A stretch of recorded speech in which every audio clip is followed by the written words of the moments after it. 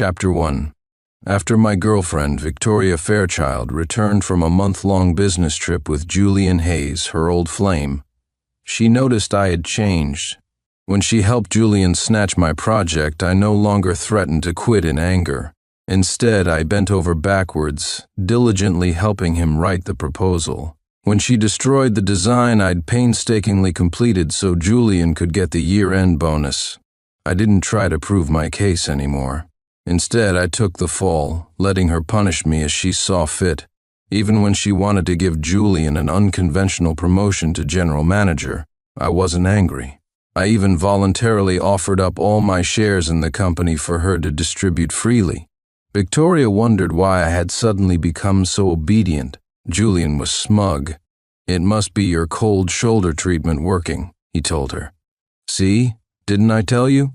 Let him experience losing you once, and he'll behave." It dawned on Victoria. Smiling, she praised my newfound sensibility, promised me a promotion, and, unprecedentedly, told me I could propose to her. But she seemed to have forgotten that during our silent treatment period, she had already signed my resignation agreement, and I had already broken up with her. From then on, it was a clean break. We had nothing more to do with each other. "This project proposal is urgent. Finish it before the end of the day," Victoria Fairchild stated coldly, tossed a thick stack of files heavily onto my desk, and turned to leave. Once her figure disappeared around the corner, my colleagues swarmed around my desk, chattering. "Honest, aren't these Julian Hayes' projects? On his projects are the toughest demanding requirements, hard to find data. Forget finishing by tonight, you might not even finish by tomorrow evening." Victoria is way too biased towards him. He doesn't do his own projects, just dumps them on others.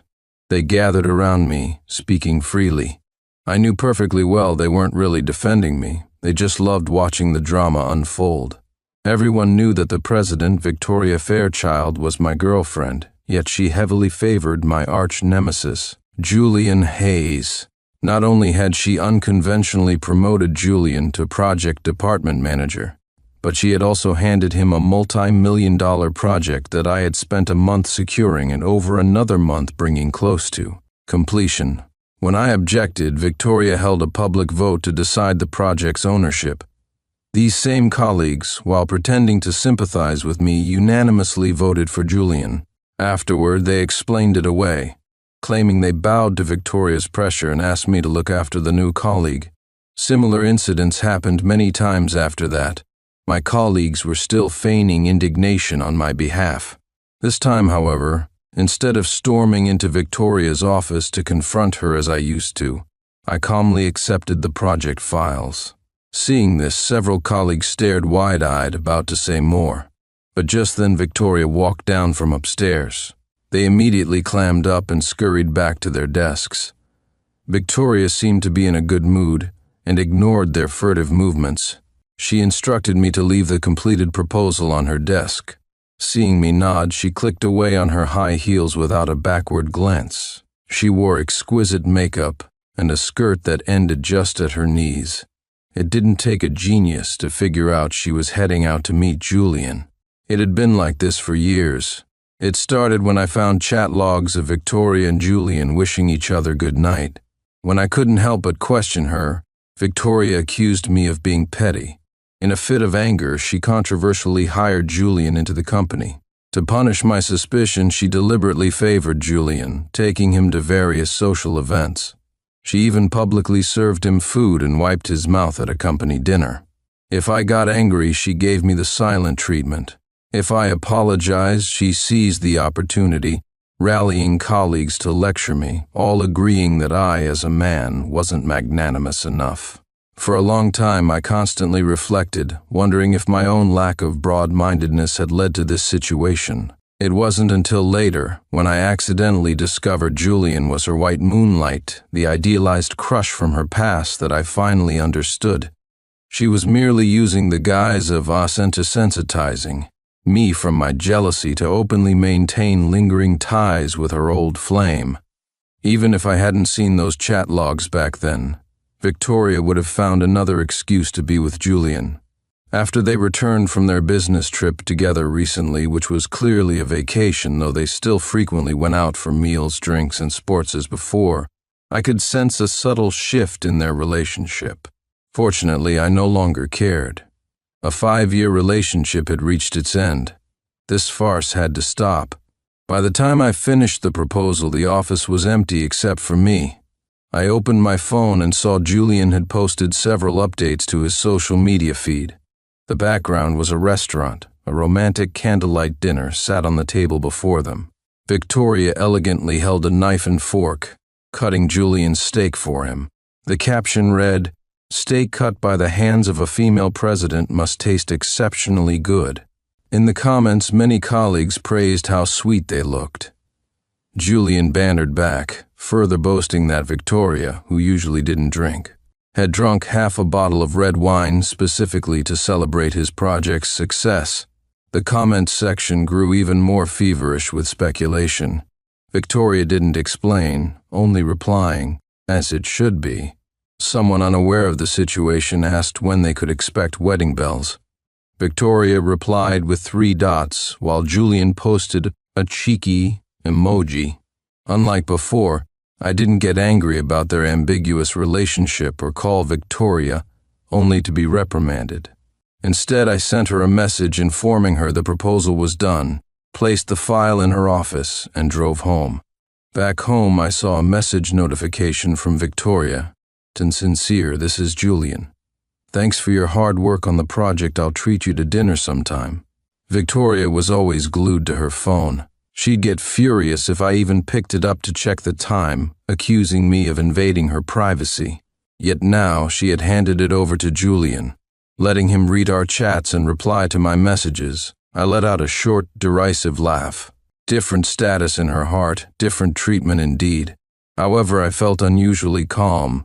Things that used to feel world-shattering now seemed trivial. Feelings change, but hard work never betrays you. I pulled up my calendar and checked the date. Not long ago, while Victoria and Julian were away on their business trip vacation, I had submitted my resignation. As expected, when she was with Julian, her attention was solely on him. She approved it without a second glance. Now, I just had to wait 3 days for the handover to be complete, and I could leave for good. Thinking for a moment, I made a call to my former advisor at the Research Institute abroad, Professor Alistair Finch. I had joined the institute as an outstanding graduate right after university, enjoying excellent benefits. But when Victoria mentioned needing help starting her company, I resigned without hesitation.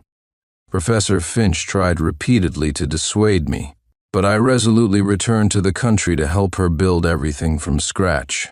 Looking back now, I realized how foolish I'd been. When the call connected, I explained my intentions. Expecting a lecture, I was surprised when the professor sighed, telling me he already knew about my situation and had been thinking about asking me back for a while. But this time, "Sincere, have you really thought it through?" I nodded. "I have. The resignation is all processed." "Resignation? What resignation?" An exclamation came from behind me. I turned to see Victoria pushing the door open and walking in. "2." I glanced down. Professor Finch had already ended the call. I naturally turned off my phone screen. And a friend, planning to resign from their company. Victoria frowned, suspicious.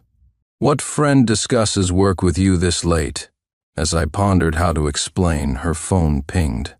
It was a message from Julian, saying he'd encountered a small stray cat on his way home and had gone out of his way to buy it a sausage from a store. A smile involuntarily touched Victoria's lips. Seemingly remembering I was still there, Victoria suppressed her smile and addressed me perfunctorily. "To spend less time chatting about negative things with friends. Use that time to understand the project better." Her cold tone was completely different from how she'd reacted to Julian's message. I didn't argue back that the project had already been given to Julian. Victoria ignored me, smiling as she texted back while heading to her room. Soon her bright laughter echoed from within. She had completely forgotten that over the years I spent by her side, Working day and night, I had lost touch with all my friends. But perhaps it was for the best. It saved me the trouble of arguing with her. I returned to the small study converted from a storage room and took out the English materials I hadn't finished reading. After 5 years, the research focus at the Institute had shifted. To return, even with Professor Finch's help, my own skills needed to be sharp. Luckily, my foundation was solid, and picking it up again wouldn't take too long. "Are you reading an English journal?" Just as I was engrossed, Victoria entered without me noticing. She reached out, took the journal, flipped through a couple of pages, and tossed it back. She scoffed lightly. "What are you reading this for? Can you even understand it?" "I'm just browsing." I put the materials away, my tone indifferent. "Did you need something?" Previously, whenever Victoria sought me out, I was always enthusiastic. Perhaps caught off guard by my coldness, she hesitated for a moment. Her expression was a little unnatural. "There is something, and Julian just completed a major project. I'm planning to promote him, partly to encourage other employees too. What do you think?" Victoria looked at me. She asked for my thoughts, but I knew she was merely informing me, not truly seeking my opinion.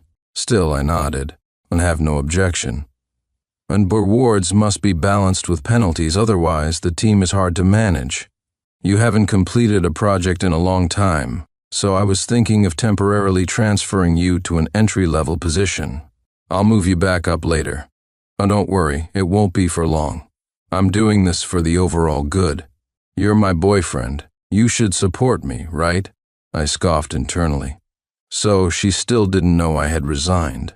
She could deduce Julian's mood from subtle clues and know his preferences through small details.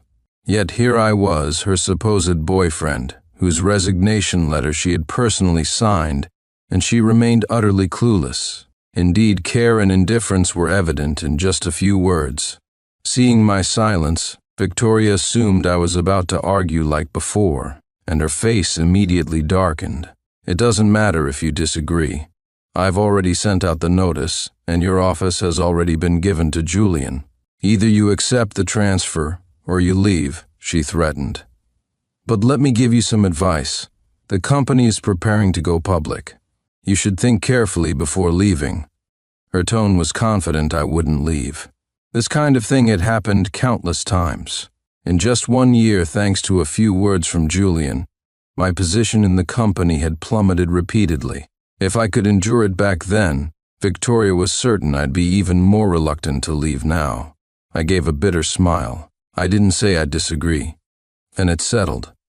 Victoria visibly relaxed. If I didn't disagree, then I agreed.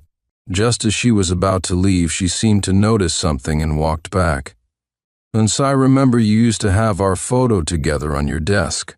Why isn't it there now?" It finally registered with me.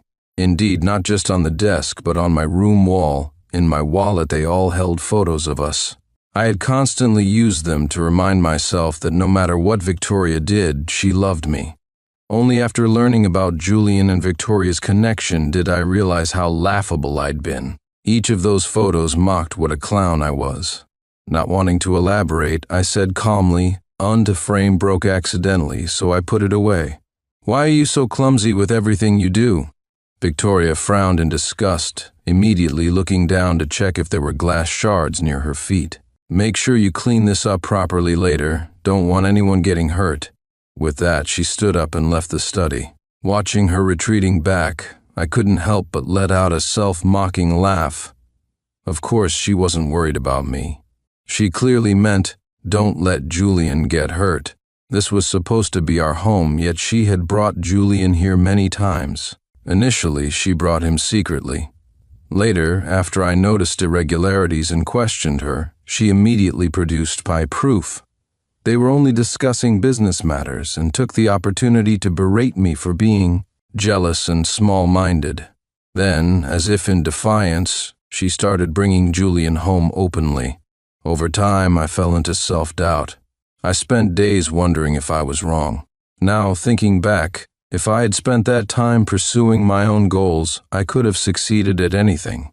The next morning, Victoria announced the joyful news of Julian's promotion and the news of my demotion to the lowest level. My colleagues, unaware I had already resigned, congratulated Julian effusively while casting sympathetic glances my way, secretly guessing if I was about to throw another tantrum. Much to their disappointment, I remained calm, as if nothing had happened. Over the next few days, while Victoria threw a celebration dinner for Julian, I was handling my visa application. While they strolled through an amusement park to relax, I was clearing out my belongings. What I needed to take barely filled a suitcase. While they were entertaining clients at a club, being teased into drinking a cross-cup toast, I was completing the handover of all my work. 2 days later, on my last day at the company, I finalized the last procedures with HR personnel. Before you leave, go to the president's office. Miss Fairchild wants to see you, the HR person said without looking up. I initially wanted to refuse, but then it occurred to me I was leaving tonight. If Victoria went out with Julian as usual and didn't come home, this would be our last meeting. After 5 years together, a proper farewell felt necessary. With that thought, I went upstairs to the president's office. Just as I was about to push the door open, I saw through the glass wall Victoria, in her short skirt, sat on the sofa, while Julian lay back, his head resting intimately on her lap. 3. My steps halted. As I debated whether to discreetly withdraw, Julian spotted me first. He let out a yelp and scrambled to sit up. "Sincere, what are you doing here?" A flicker of nervousness crossed Victoria's face, too. She hastily smoothed her slightly disheveled skirt, then turned on me angrily. "Sincere, who allowed you in here? Didn't I tell you not to come upstairs and disturb me without my permission?" Victoria had indeed stated this rule before, but the original rule was that everyone except Sincere was forbidden from coming upstairs unannounced to disturb her. Back then I just thought Victoria treated me specially. Now I understood the real meaning, but I was used to it by now. Not wanting to drag things out, I stated calmly, "HR said you wanted to see me." Victoria scoffed, strode to her desk, and furiously pressed the intercom. Less than 2 minutes later, the HR person came upstairs. "Did you tell Sincere I wanted to see him?" Victoria asked coldly. The HR person sensed the tense atmosphere. Looking from Victoria's icy face to Julian, they became so nervous they couldn't speak, finally mumbling, I don't remember.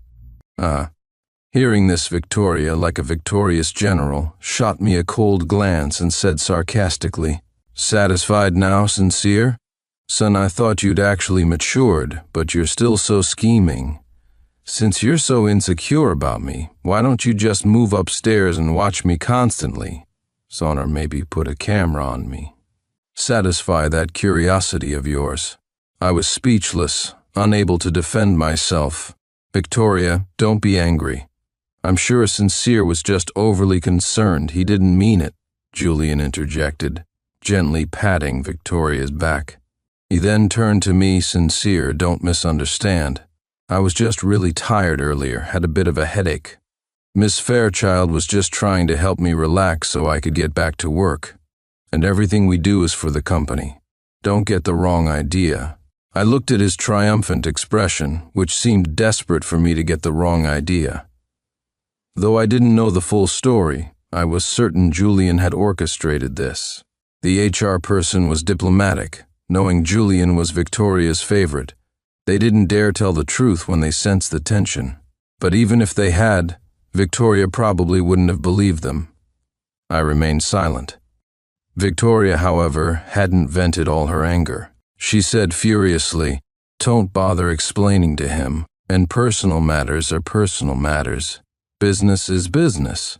Since we're in the company now, we follow company rules, and Sincere disregarded company regulations. Dock his entire bonus for this month and half his salary." The HR person hastily tried to interject, "Ms. Fairchild, Sincere has already." She probably wanted to mention my resignation, but before she could finish, Victoria shot her a cold glare. "I don't want to hear any excuses from him. Do as I say." The HR person didn't dare say more and turned to go downstairs. I thought for a moment and prepared to leave too, but then Victoria suddenly stopped me. Perhaps having vented her anger, she seemed calmer now. She said earnestly, "Sincere, I'm not deliberately targeting you, but these are the regulations I established. If I don't penalize you, it will be hard to command respect later." Beside her, Julian nodded in agreement. "Exactly, Sincere. Next time, if you're unsure about something, you should ask Miss Fairchild first. Or really, you could ask me too." Hearing him, Victoria nodded approvingly. Julian is completely dedicated to the company. He knows more about company matters than anyone. She then shot me another glare. "Not like you. What else do you do besides getting jealous all day? Can't you learn a thing or two from Julian?" "Learn what? Learn how to deliberately interfere in someone else's relationship? Or learn how to steal credit and sabotage others?" I scoffed inwardly, but couldn't be bothered to expose him. Seeing my silence, Victoria thought I'd acknowledged my mistake. She took a couple of steps towards me, adjusted my collar, which wasn't even messy, and said earnestly, "I know what all this fuss is about, and frankly, I'm very disappointed in you. But I have to admit, since I came back this time, you have become much more sensible. As a reward, let's go take wedding photos tomorrow. We can put marriage on the agenda, but don't get too cocky. Marriage is just marriage?" Before she could finish, I let out a soft laugh. I pushed her hand away. I placed the prepared resignation form in front of her. "But we've already broken up. Besides, I've also resigned. From now on, we have nothing to do with each other anymore." Chapter. Julian's eyes lit up for a second. A triumphant smile briefly touched his lips. Though he quickly composed himself, I saw it clearly. "Sincere, that's going a bit too far. After all, you two." "All right, Julian, you can leave now." Before Julian could finish, Victoria cut him off calmly. The rest of Julian's words caught in his throat. He put on a show of urging Victoria not to be angry and to talk things through properly, then reluctantly went downstairs. After he left, Victoria glared at me coldly. "Sincere, are you pushing your luck? I've agreed to marry you. What more do you want? And take back what you said about breaking up. And I'm not signing that resignation form. Tear it up now, and I'll pretend I never saw it." Seeing Victoria's confident expression, I found it both laughable and pathetic. I knew her behavior was partly due to my past tolerance. This had happened many times before. Whenever Victoria offered an olive branch, I would meekly accept it, continuing our facade of a loving relationship. I had hoped to maintain our bond through peace, forgetting that constant spinelessness only emboldened her to push further. She paid close attention to Julian's every move, but ignored everything about me. To this day, she still didn't know she had already signed my resignation form. I chuckled softly and held the resignation form right in front of her eyes. "But you already signed it. All the procedures and handover are complete. I can leave today." Victoria initially looked dismissive, but when her eyes fell on her signature on the form, her expression changed. "Sincere, did you forge my signature?" Her accusation made me laugh. "So signed it yourself?" "Impossible. How could I not remember signing this?" "Sincere, do you realize that forging a signature is against the law?" "If I wanted to pursue this, I could call the police." She took out her phone, pretending she was about to dial 911. This was her trump card. Whether it was about Julian or other issues, whenever things escalated at the company, she would threaten me with the police. She thought I was afraid of the police getting involved. She didn't know that back when the company was small and trust was fragile, I feared that involving the police would cause panic and damage the company's credibility. Besides, back then, I loved her and didn't want to reach a point of no return over such matters, so I chose to back down. But now, I was leaving. We had broken up. What did I have left to fear? "Fine, then call the police." Seeing my face remain impassive, without the pleading she expected, Victoria's hand paused mid-dial. You're really not afraid? What is there to be afraid of? Hearing this, Victoria's lips moved. She couldn't help but scrutinize her signature on the form again. I offered a helpful reminder. So you approved this resignation while you were on your business trip. Victoria's shoulders tensed. As if finally remembering, her face turned deathly pale in an instant. Her lips trembled, and it took her a long moment to force out, "So this is why you're insisting on resigning? Well, let me tell you, I was busy then. I didn't pay attention to that signature. It doesn't count." I had to laugh. On what grounds? It followed proper procedure. Every step was correct. Why shouldn't it count? Because I said so. She tried to bulldoze her way through like before. This time, instead of getting speechless with anger, I took out my phone. Then you can tell that to the police. I wasn't looking for a fight, but I was prepared to burn bridges if she insisted on being unreasonable. Seeing me actually dial, Victoria panicked.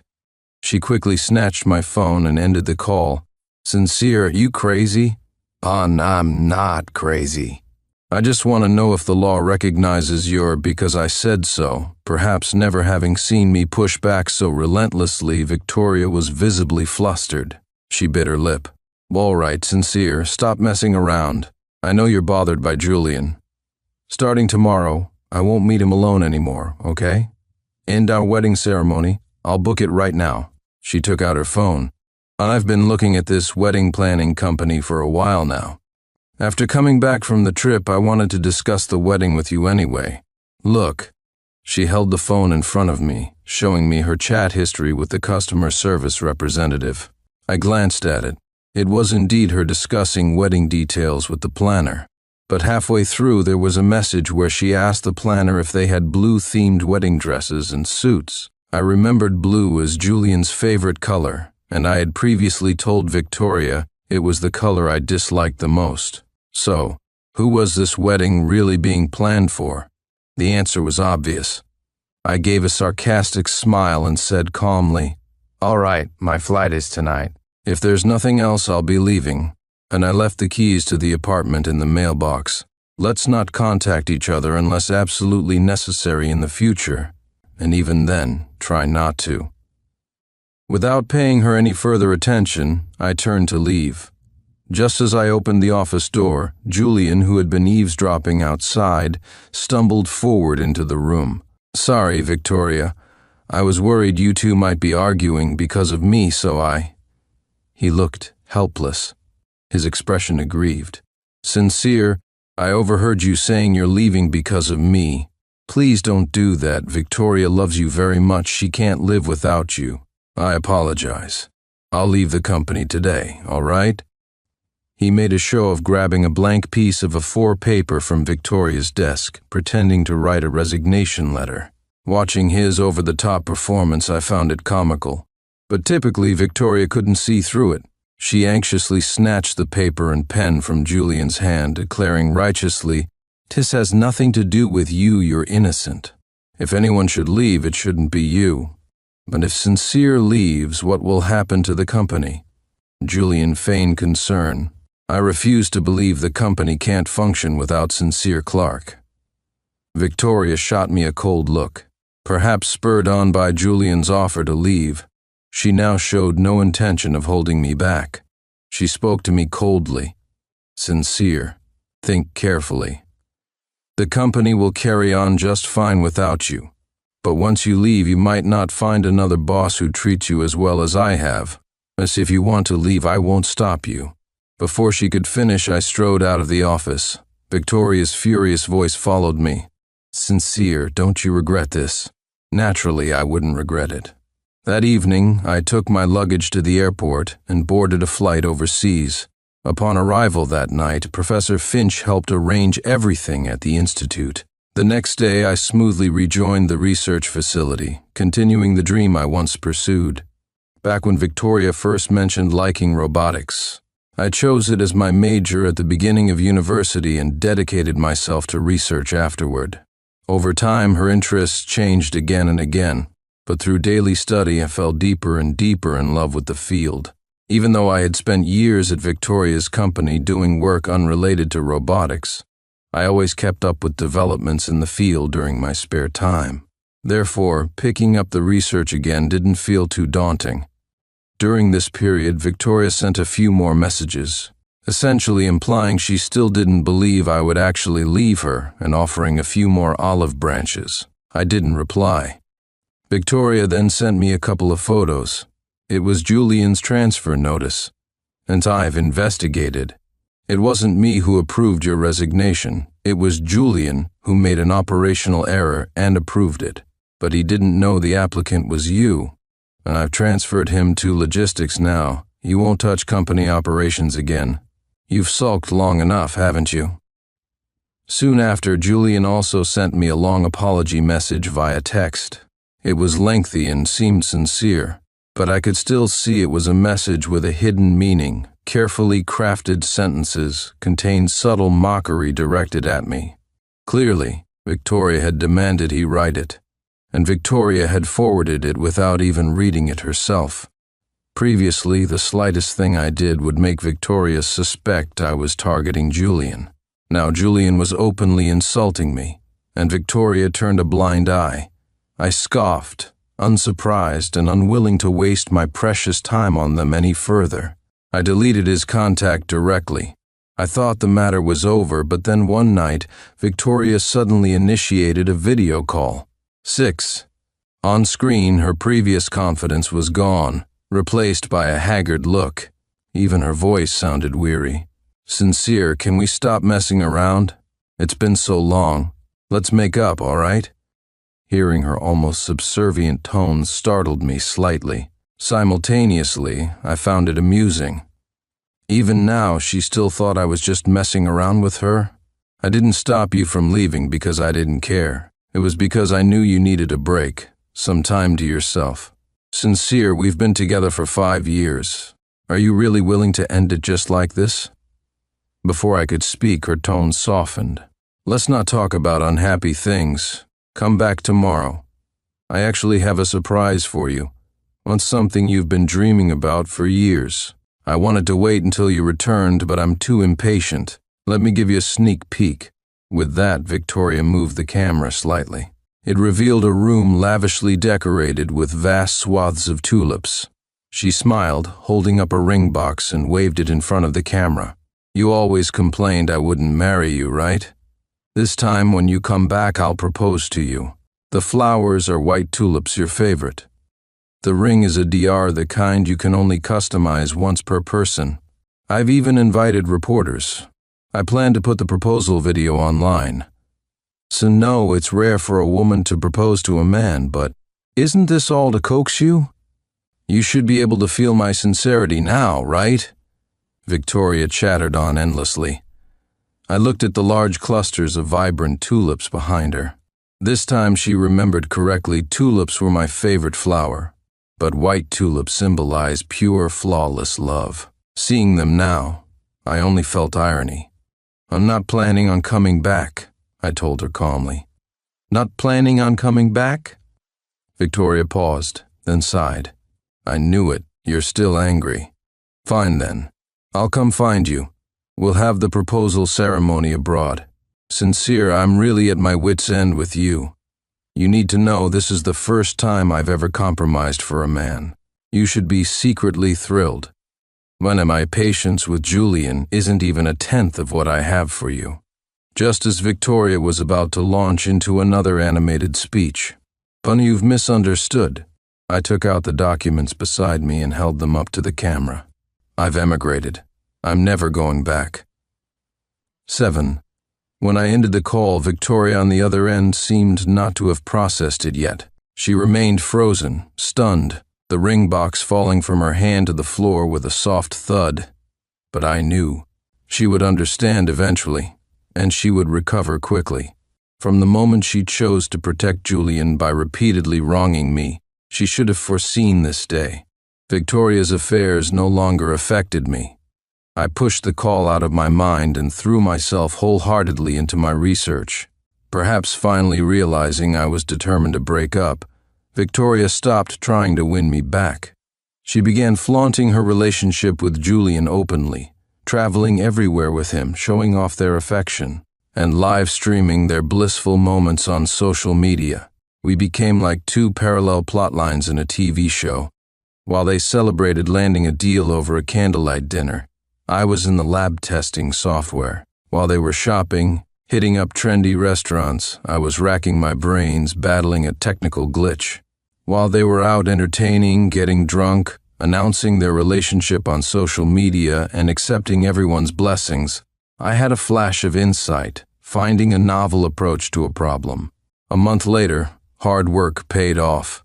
We finally overcame the long-standing challenge of enabling robots to autonomously maintain balance in dynamic environments. Although the high cost remained a significant hurdle, technological progress is inherently slow and profound. No one knew what the future held, but everyone was ecstatic about that day's success. That evening, Professor Finch was overjoyed and booked a 5-star hotel to celebrate the breakthrough. After several rounds of drinks, his face was flushed, and he gripped my hand, rambling on, lamenting my abrupt departure years ago. If I had been there, he mused, perhaps this challenge would have been conquered 2 years earlier. He pulled me forward, proclaiming to the assembled junior and senior researchers that I was his most outstanding student. I felt a bit embarrassed. At the same time, I did feel regret for myself. Those 5 years, potentially my prime time to shine, had ultimately amounted to nothing. But thankfully it wasn't too late now. After the celebration ended, we all headed home. As I approached the yard of my rented house, I saw a familiar figure. Thinking the alcohol was playing tricks on me, I rubbed my eyes. But Victoria saw me first and hurried towards me, her steps unsteady. As she got closer, I smelled the alcohol on her breath. She seemed to have drunk quite a lot. I frowned slightly. She stopped less than a meter away from me and seemed to have gained some weight. Strange. She had never paid attention to my appearance before. Under the streetlight, I saw her eyes were slightly red. I smiled faintly. No worries, eating well, sleeping well. Naturally put on some weight. I used to be quite thin. At 182 centimeters tall, I weighed just over 100 lbs. Between taking care of Victoria and simmering with resentment over her favoritism towards other men, I couldn't eat properly and developed mild anorexia. Only after coming abroad and recovering over time did I return to a normal weight level. "What are you doing here?" I looked at her calmly, as if seeing a stranger. Victoria seemed to sense it too. She bit her lip. "Sincere, Julian and I broke up, and I've thought it over. I'm willing to give up everything and come abroad with you." 8. I know you're still angry with me, but I realize I was wrong. I'll figure out how to deal with the company back home, and then we can forget everything and start over. I looked at her determined expression and found it amusing. Are you figuring out how to deal with it, or is the company already about to declare bankruptcy and liquidate? Although I hadn't been following Victoria's affairs, a former colleague I was still friends with occasionally messaged me with updates. She told me that not long after I left, a project Julian was responsible for ran into serious problems, resulting in a massive compensation payout. Victoria and Julian had spent considerable effort pleading with the client. Eventually worn down, the client agreed to give them one more chance, demanding the project be redone. That coincided with the time Victoria had video called me. I only learned about this later. I wasn't sure if her apology then was genuine or just another attempt to use me by pretending to reconcile. But it didn't matter anymore.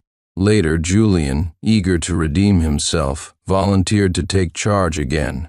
Victoria gave him another chance. However, the project ended in a severe incident upon completion. Millions of users' data were leaked. Victoria not only had to compensate the client but also the affected users. The total damages amounted to at least tens of millions of dollars. It meant years of her hard work were about to be wiped out. Seemingly shocked that I knew about this, Victoria stared at me, stunned. Her lips trembled, and large tears rolled down her pale cheeks. "I'm sorry, Sincere. I was wrong. I should have listened to you back then. Don't push me away again. Let me stay by your side. Let's start over, please." With that, Victoria suddenly dropped to her knees before me with a thud. In the past, I would have been unable to bear it and would have done anything to help her. But now I felt a profound calmness, as if I were merely an outsider. Perhaps sensing my reaction, Victoria didn't back down. She rolled up her sleeve, revealing stark scars on her fair arm. I recognized them too. The scars formed my name, Sincere. Sincere, I admit I wronged you. But after you left, I suffered too. And every night, seeing the empty room, I couldn't stop thinking about you. Every time I thought of you, I'd carve your name onto my arm. Sen, I only got together with Julian to provoke you, to make you come back. The person I love has always been you. I never thought about breaking up with you, and I never imagined you wouldn't actually come back. I regret it now. I really, really regret it." Victoria wept uncontrollably, clinging tightly to my leg as if afraid I would suddenly disappear. "Curse me, hit me. I deserve it all. I'm willing to endure it. But please don't leave me again, okay?" I was about to push her away, but then, changing my mind, I had another idea. "All right, but I need you to agree to one condition." 9. "What condition?" Victoria grasped at the lifeline, her eyes brightening. I took out my phone, dialed 911 and handed it to her. "See, I have proof that Julian embezzled company funds, evidence of his economic crimes within the company. Call the police now. Make him pay the price he deserves." Hearing this, Victoria froze. "If we get back together, the company becomes our joint asset, protecting our legitimate rights and interests. There should be no hesitation." I pressed the phone into her hand. Victoria hesitated, not pressing the call button. "Sincere, Julian is still young. He worked hard for the company, even if he didn't make huge contributions." "And what about me?" I looked at her mockingly. "Own to wrongs I suffered back then, the losses. Are they just forgotten? Besides, with him running free out there, how can I be sure you two have truly severed ties? And if you send him to prison, I'll be able to be with you without any lingering worries."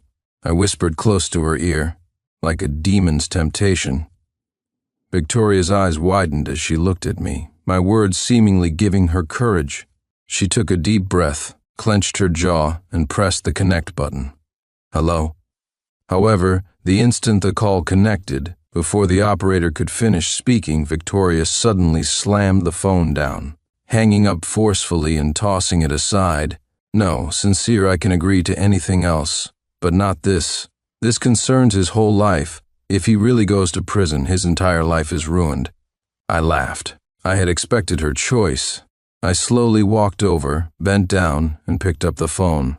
"See, even now your heart holds two people. It's too crowded. Victoria, your love isn't pure. It isn't clean. And since you choose him, don't come back here again. It's better for both of us." Victoria started to say something more, but just then her phone rang. After listening, her eyes widened in shock. She muttered an "I'm sorry," and turned and ran off. Watching her retreating back, I felt a strange sensation. It felt like an unprecedented release, as if something had been completely stripped away from my chest. It wasn't until the next day when I received a message that I finally understood the reason for that feeling. 10. Early the next morning, I received a message from a former colleague. He told me Victoria had been in a very serious car accident, nearly died, but was saved by passers-by who rushed her to the hospital. She had pulled through. What surprised me was that after waking up, Victoria seemed dazed for a long while, staring blankly. Then the first thing she did upon regaining clarity was to take Julian Hayes to court. I learned later that the day Victoria had rushed off so frantically, the call she received was from Julian, asking for help. But when Victoria arrived, Julian revealed his true colors. He attempted to murder her, planning to stage it as an accidental car crash to collect a large life insurance payout. Luckily, passers-by intervened, saving Victoria's life. I believe that this time she finally saw Julian for who he truly was. In court, Victoria acted completely out of character. Resolute, armed with ample evidence, she mercilessly pursued the case, ensuring Julian faced the harshest possible sentence. Julian pleaded and broke down in tears multiple times, but this time her heart remained unmoved. Afterward, she wrote a will, transferring all her assets to my name. Then she jumped from the roof of a 30-story building. At that time, our research had just achieved another breakthrough. I pondered for a couple of seconds, then donated her entire estate to the research institute in her name. Let the dead rest. After all that, everything that had happened now felt like an illusion. End.